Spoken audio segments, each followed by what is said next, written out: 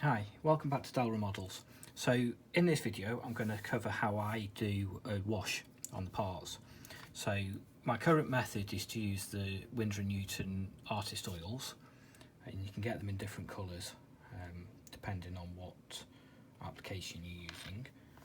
So get a little tub, in this case a milk bottle top, put a little bit of paint in the bottom of it, and then get some white spirit and apply some white spirit into there, and then with an oldish brush you can mix it up.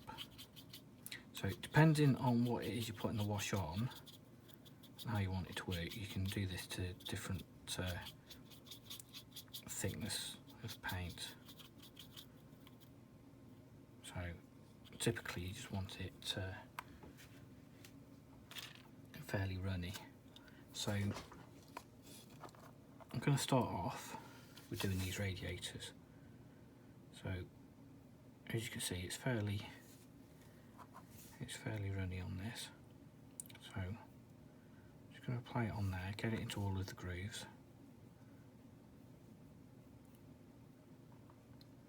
I'll let that sit a bit. And then the other bit that you can do, because it's fairly runny, is just tap it just to the edge of the part. You see it pull down like that. So let the action of the paint do the work, and then you don't end up with big splodges all over it. And because this is an oil based paint and it's a lacquer base that I've used, it's easy to clean up afterwards if you need to. So I'm just going to go around each of these areas and just fill it in. Okay, I'm just tapping it where I want it to be.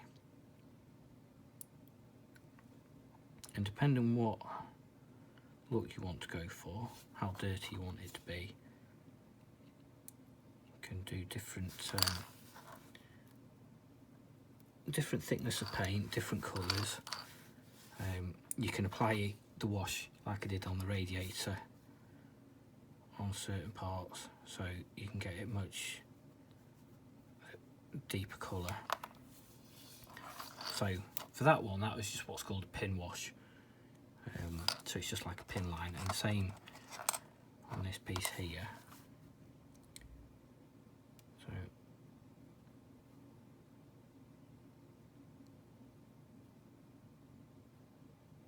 just go around it all,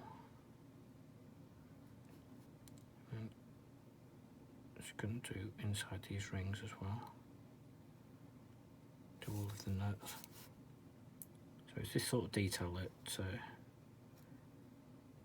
makes it stand out a little bit more.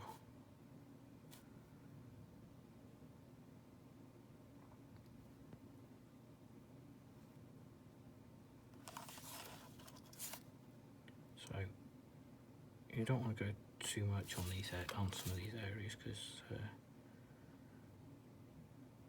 it's quite easy to flood it. So on that one, I'm going to clean the cotton bud.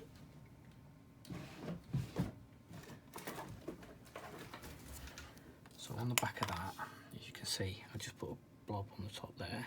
So any areas that you don't want it, you just use cotton bud to remove. And while it's wet like it is now, it's very easy to remove, and anything that you touch it with that's absorbent, so cotton bud or kitchen towel or something, will take most of it off. So for the purpose of this, you want to leave it on for a while for it to actually dry a bit, and then when you want to remove the excess, it's not going to take it all off. I want to do the backs of these radiators as well.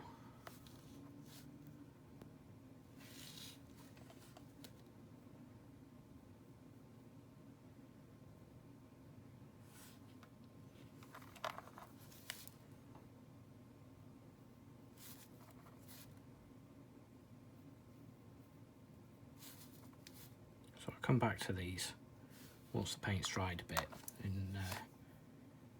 show you what that looks like. But the other thing I'm going to do is the bottom part of this plate, and on this one, just to show you a different technique, I'm going to go all over that.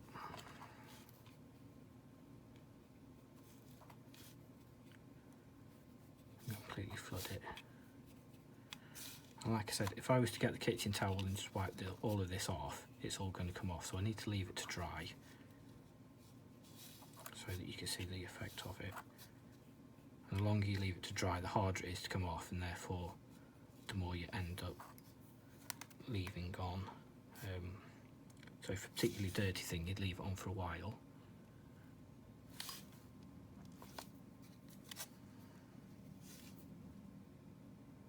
And if you want it clean, not so long. So that's where I'm going to leave that piece for now. So once the oil's dry for a bit, then I will come back and show you removing it.